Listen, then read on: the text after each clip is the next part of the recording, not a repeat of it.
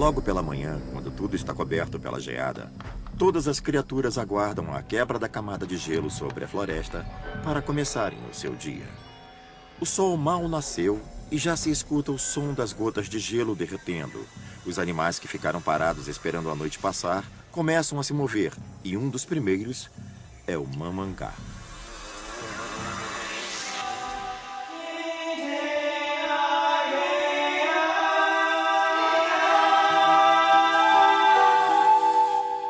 O mundo secreto dos jardins. Mamangás. Distribuição Sinapse.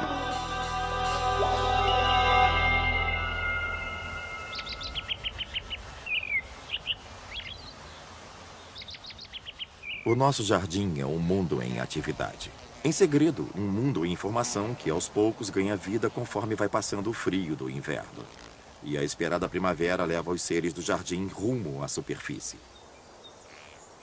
Essa é a história de um dos mais robustos habitantes deste mundo, o mamangá.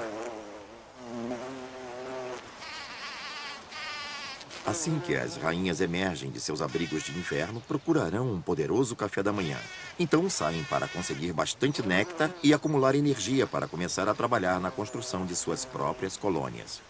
Elas ainda não têm uma colônia que as mantenha. Não há comida estocada ou operários para ajudá-las. É tudo por conta delas.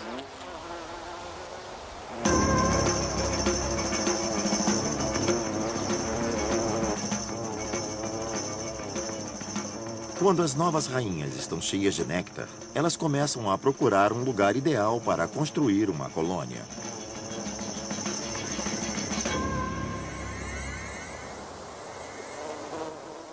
Geralmente, esse lugar poderá ser um local coberto, seco e debaixo da superfície da terra. Podem dar a sorte de encontrar uma toca de rato abandonada e lá estabelecer sua colônia. Em primeiro lugar, devem construir algumas células à base da colmeia.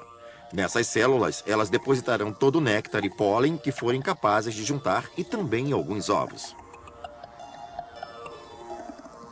Quando os filhotes estão grandes o suficiente para nascerem e emergirem como operários, a rainha pode manter-se na colmeia. E ficará lá o resto da vida, depositando ovos em novas células assim que os operários as construírem. A rainha não precisa acasalar novamente. Em seu voo no outono passado, em apenas um acasalamento, ela coletou todo o esperma necessário e o usa para produzir gradualmente ovos férteis ao longo da primavera. Toda rainha é uma máquina de produzir ovos.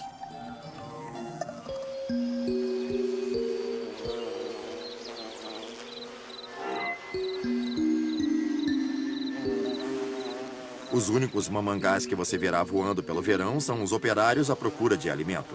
Os mamangás precisam de muita energia e o seu combustível é o néctar. É uma procura tão intensa por néctar que parecem atraídos sexualmente para as flores. You move me, baby, like a strong wind moves the trees. I need you, baby, like the flowers need the bees. Quase tudo no jardim está voltado para a reprodução. As flores são estruturas puramente sexuais. Sua função é unir os machos e as fêmeas. E elas conseguem fazer isso de diversas maneiras. Uma estratégia comum é produzir bastante pólen, que para as plantas é equivalente ao esperma, e simplesmente lançá-lo ao vento. Mas isso é ineficiente. Muito do sucesso das plantas com flores neste planeta é graças à independência da polinização através do vento. Em vez disso, elas descobriram que os insetos são parceiros perfeitos. You move me, baby, I'm not pretending, I'm ready for a happy ending. It won't be long now, we will be flying just like the breezes. You hear me sighing, we'll make sweet honey just like the bees.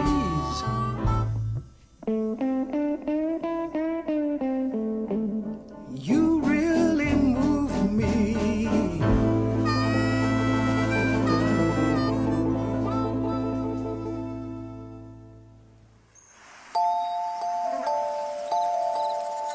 É realmente bem estranho sob nossa perspectiva. Mas as plantas são realmente imóveis. Não podem sair e se encontrar. Então procuram alguém que faça isso por elas. Elas embrulham seu equivalente ao esperma, ou pólen, em dispositivos especiais, os estames, e o torna desejável através do néctar.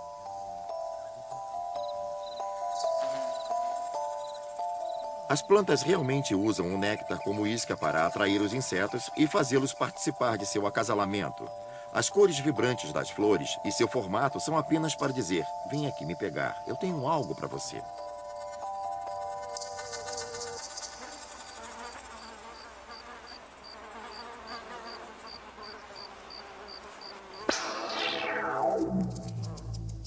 Nós nunca saberemos como as abelhas enxergam. Elas têm uma visão diferente da nossa. Os mamangais são mais sensíveis a variações das cores amarelas, roxas, ultravioletas e brancas. Mas não são sensíveis às cores de ondas mais longas, como vermelhos e laranjas. As luzes ultravioletas revelam padrões nas pétalas que funcionam como sinais mostrando às abelhas o caminho para o néctar. As colmeias de abelhas são perenes, isto é, sobrevivem ano após ano. Mas as dos mamangais vivem por apenas um ano. São bem sociais, mas são uma sociedade que passa por apenas uma estação de crescimento.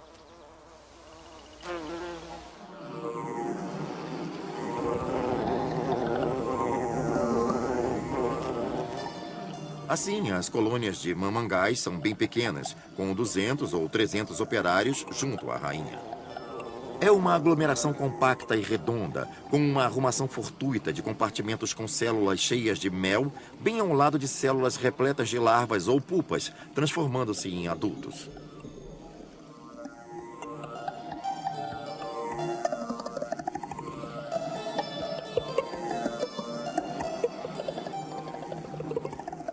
Os mamangais cobrem as células que contêm larvas para protegê-las. Sempre que desejam alimentar a larva, simplesmente descascam a célula, empurram um pouco de comida e a lacram novamente. Nesse estágio, todas as larvas, pupas e adultos são fêmeas.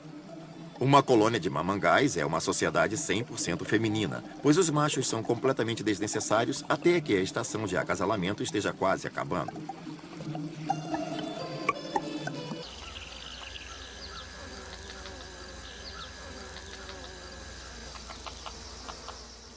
O problema das plantas é que a estação é muito curta para cumprir todo o processo de fertilização o mais eficientemente possível. Existem muitas outras formas de aproximação que podem ser tomadas. Algumas flores são generalistas, ou seja, atraem qualquer espécie de polinizador. São flores bem abertas, como as ásteres e as margaridas.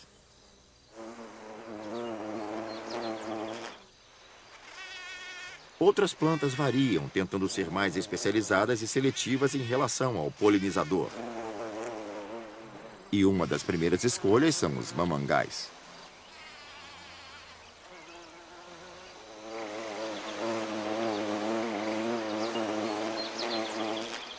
Os mamangais são os polinizadores favoritos. São suficientemente grandes para forçar sua entrada no tubo em busca do néctar e não resistem em se esfregar nas partes masculina e feminina da flor.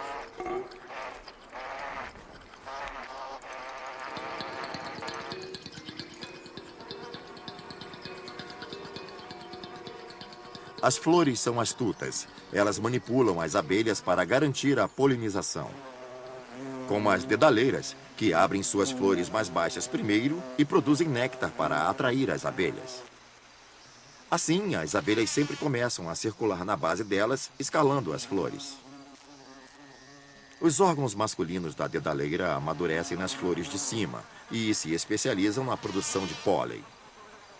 Quando uma abelha escala as flores, ela se enche de pólen e o carrega para os órgãos femininos nas flores receptoras de pólen da próxima planta. Os mamangais agem essencialmente como entrepostos sexuais.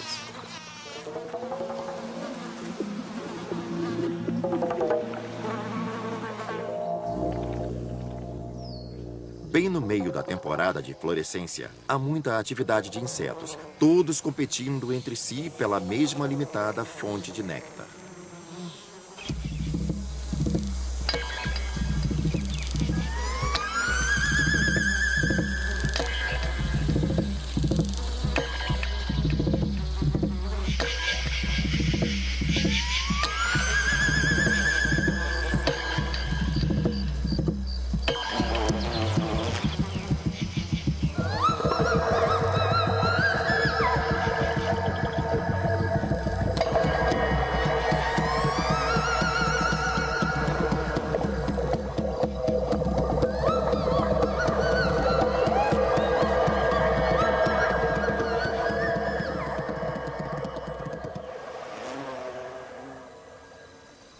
Uma estratégia para garantir a polinização é se especializar.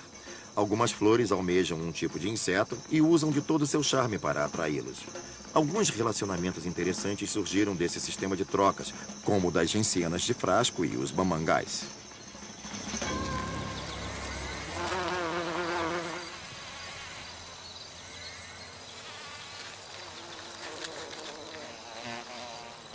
As gencianas de frasco possuem uma flor tão estreita e apertada que impede efetivamente a entrada de qualquer outro tipo de inseto.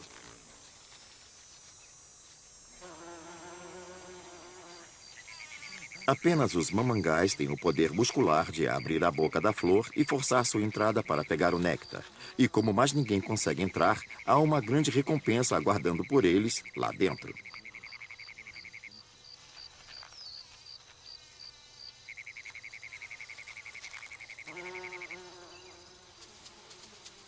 Mas por que muitas plantas optam por se especializarem em mamangais? Acho que é principalmente por causa da eficiência deles.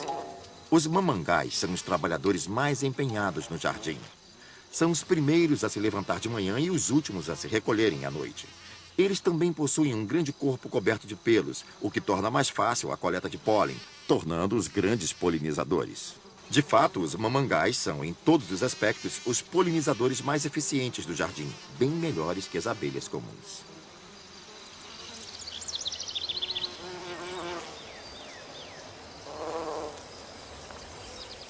Um grande número de insetos vêm às flores apenas pelo néctar e transferem o pólen puramente por acidente. Mas os mamangais são um pouco diferentes. Eles vêm em busca de ambos, pólen e néctar. Eles coletam o pólen preso na penugem de seu corpo com um conjunto de pentes pontudos em suas patas posteriores e o carregam de volta à colmeia. Dá até para dizer quais flores eles visitaram apenas pela cor do pólen que coletaram.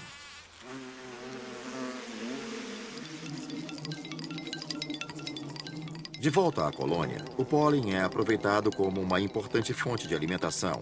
É muito rico em proteínas e outros nutrientes necessários para construir corpos de abelhas. Eles escolhem uma célula vazia e despejam todo o pólen para dentro.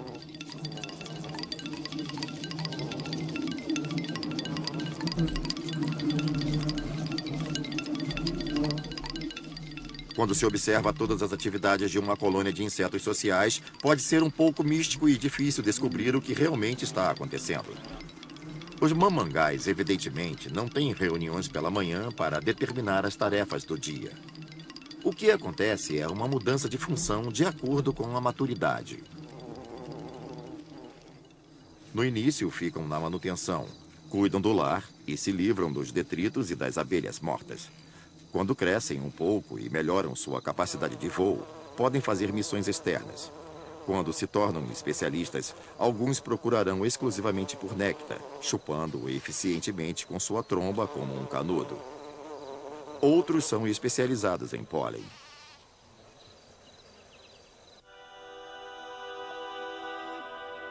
Uma das coisas que eu mais gosto nos mamangais é a improbabilidade de nos picarem. Todos eles picam, é assim que eles se defendem, mas não é uma coisa que eles gostam de fazer. Na verdade, a única maneira que eu conheço de provocar uma picada é mexer nas suas colmeias e danificá-las ou pegar uma na mão, o que eu não aconselho a fazer. No ponto de vista de um mamangar, usar seu ferrão é um desperdício de energia e coloca a sua sobrevivência em risco. Então, picar será a sua última alternativa.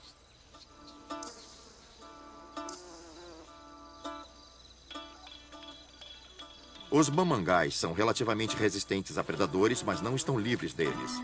Apenas pelo fato de visitarem tantas flores, já se colocam em perigo. É uma jornada incessante a lugares estranhos, onde se encontram várias criaturas capazes de armar uma emboscada.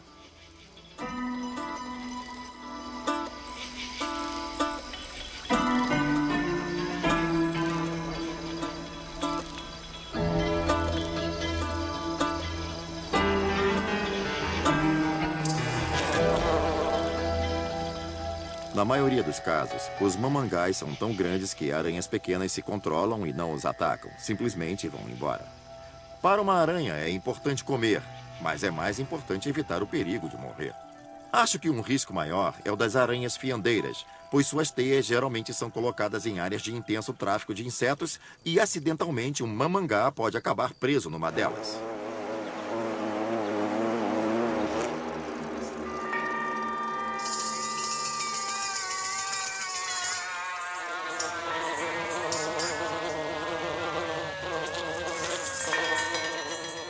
Devo dizer que as aranhas são muito astutas quando lidam com mamangás. E escolherão por aguardar até que eles fiquem emaranhados e exaustos antes do ataque.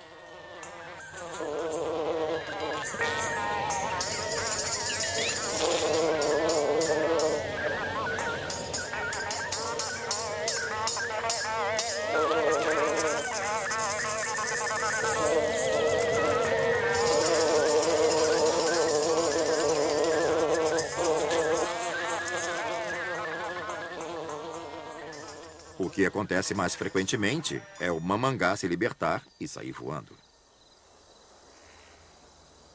A vida de um mamangá operário não é longa, algo em torno de 4 a 8 semanas. Se você seguir um operário individualmente ao longo dessas semanas, começará a notar alguns efeitos do excesso de trabalho, muito desgaste e marcas em seus corpos. Próximos do fim, adquirem uma aparência bem abatida. As asas não são tão perfeitas, estão frágeis nas extremidades. Não são aquelas máquinas voadoras que eram quando apareceram pela primeira vez. Assim como nós, ficam evidentes os efeitos da idade. Talvez a criatura mais útil para os mamangás sejamos nós mesmos. O que eles precisam é de uma fonte de néctar por perto, com flores brotando por toda a estação de crescimento. Em um jardim ideal, existe florescência do início ao fim da estação. Não poderia haver melhor presente para os mamangás.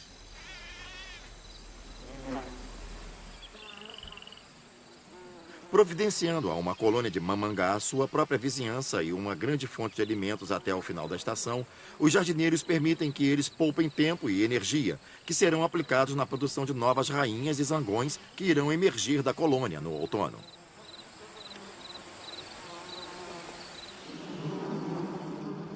E como eles fazem novas rainhas? Bem, não há nada particularmente especial a respeito dos ovos. São do mesmo tipo de ovos fertilizados usados para produzir as operárias. A diferença está no cuidado e na alimentação. Essencialmente, as rainhas são alimentadas por mais néctar e mais pólen para que cresçam mais e mais rápido. Não há nenhum ingrediente especial, nenhuma geleia real, nenhuma mistura diferente que forma uma rainha. Trata-se apenas de quantidade. Com o zangão é diferente. É o resultado de um ovo não fertilizado. Por isso tem apenas metade dos complementos genéticos das fêmeas. Ainda requerem a mesma quantidade de cuidados. Toda comida extra, pólen e néctar, mas não contribuem para nada. São criaturas inúteis. Não fazem nada para manter a colmeia e não coletam néctar nem pólen. Sua existência se resume apenas em deixar a colmeia para acasalar com uma nova rainha e morrer.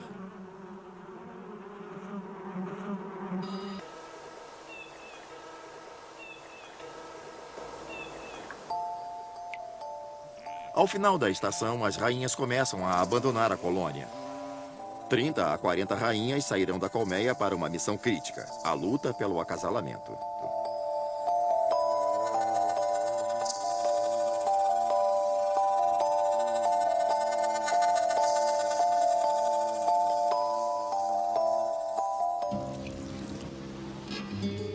Até o final do verão, depois que muitas rainhas já saíram, a colmeia continua funcionando. As operárias ainda saem para coletar néctar e consertam a colmeia o quanto for necessário. Mas a colmeia acaba com o tempo. Ao final, pode-se constatar que apenas 2 ou 3 operárias ainda fazem o seu máximo para mantê-la contra todas as intempéries. Até que suas vidas finalmente chegam ao fim, quando a colmeia se torna alvo de depredação por camundongos e formigas, que gradualmente a decompõem em simples matéria orgânica.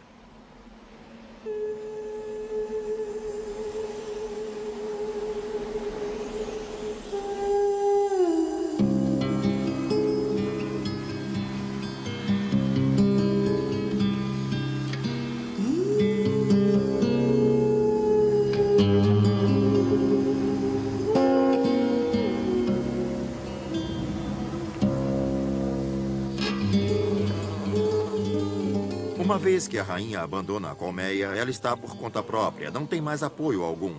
Depois que acasalar com um zangão, tudo o que podem fazer é voar por aí e procurar néctar e pólen para se alimentar. E depois elas têm que encontrar um lugar ideal para passar o inverno.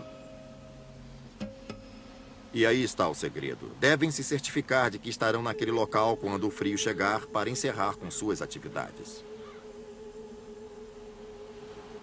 Elas simplesmente desligam, esperam o longo e rigoroso inverno dar lugar ao calor da primavera para recomeçar a vida.